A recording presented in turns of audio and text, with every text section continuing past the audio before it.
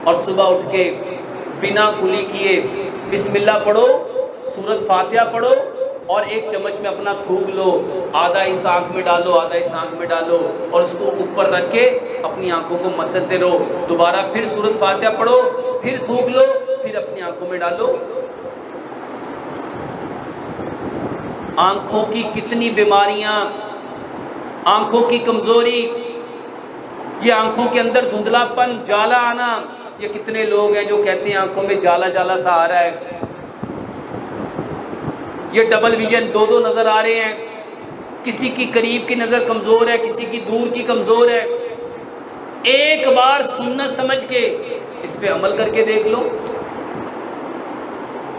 जहां इतने ड्रॉप डालते हो, जहां इतनी चीजें डालते हो, और ये एक आम बीमारी जिसको नाइट विजन कहते हैं, अंधेरेता, ये नाइट विजन, रात को नजर ना आना।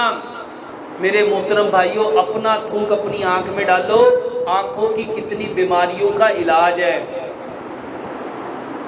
ये आंखों के ऊपर एक छोटी सी फिंसी बन जाती है जिसको गुहांजनी कहते हैं, और लोग उसके लिए कितने परेशान होते हैं। सिर्फ अपना थूक अपनी उस फिंसी के ऊपर 2 से 3 दिन लगाओ, ठीक हो जाता है। ये थूक नहीं है, ये अल्लाह सुब्हानो तआला का एक इनाम है, एक गिफ्ट है।